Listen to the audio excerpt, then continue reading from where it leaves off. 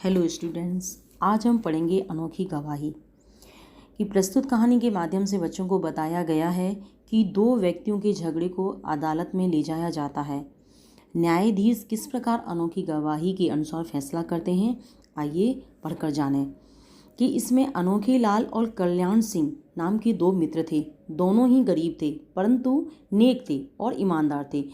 तो अनोखे लाल ने कल्याण सिंह से 100 रुपये उधार लिए थे। काफ़ी दिन बीत गए। कल्याण सिंह ने अनोखे लाल से अपने रुपए वापस नहीं मांगे। काफ़ी दिन इससे बीत गए। जब एक दिन मांगा तो उन्होंने देने से साफ इनकार कर दिया।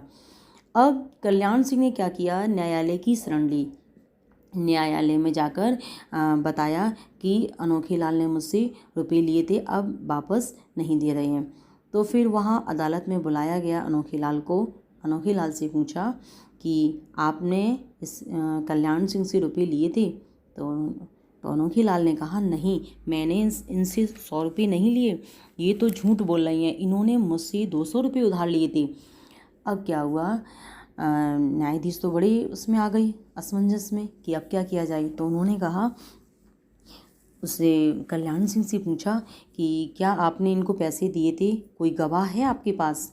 तो कल्याण सिंह ने कहा कि नहीं श्रीमान, मेरे पास तो कोई गवाह नहीं है, ये मेरे दोस्त हैं, इसलिए मैंने बिना पढ़ा लिखी किए ही इनको पैसे दे दिए थे।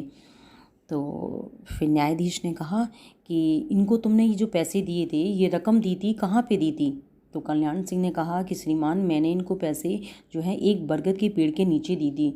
तो न्यायाधीश ने कहा कि अच्छा, उस बरगद के पेड़ को जाओ और न्यायालय में बोलो, जाके न्यायालय में गवाही के लिए आपको बुलाया है।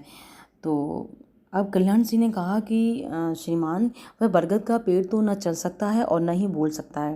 तो न्यायाधीश ने कहा, तुम इसकी चिंता मत करो, वो चल सकता है कि नहीं बोल सकता है, कुछ कर सकता है, ये मत सोचो। तुम जाओ और वहाँ पे बोलो कि न्यायालय का आदेश है और वह गवाही के लिए वहाँ उपस्थित हो। ठीक है, कल्याण सिंह वहाँ से चले गए। अब क्या हुआ, काफ़ी समय हो गया है। तो फिर उन्होंने अनोखे लाल वहाँ पे बैठे थे। तो आधा घंटा बीत गया। तो न्यायाधीश ने कहा कि अनोखे लाल की ओर देखते हुए कहा कि अरे, काफ़ी समय हो गया, कल्याण सिंह नहीं आए, क्या बात है, बरगद का पेड़ यहाँ से दूर है क्या?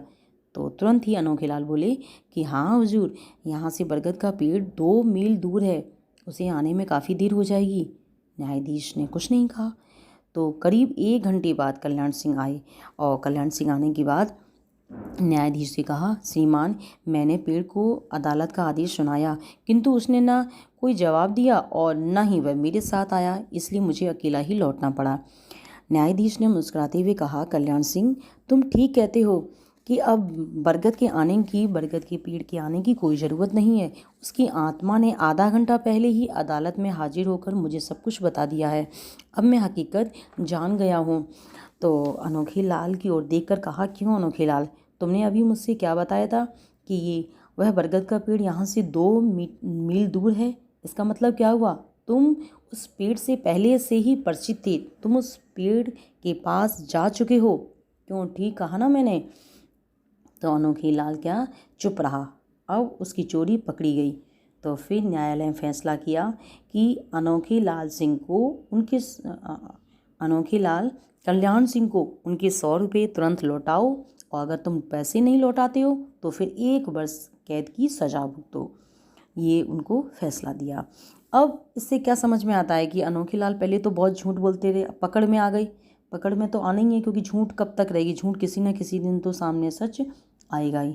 तो इससे देखो, यही संदेश मिलता है, यही सीख मिलता है कि सच्चाई, न्यायप्रियता और पश्चाताप की हमें इससे प्रेरणा मिलती है कि हमें हमेशा सच बोलना चाहिए। आई होप आप सभी को समझ में आया होगा।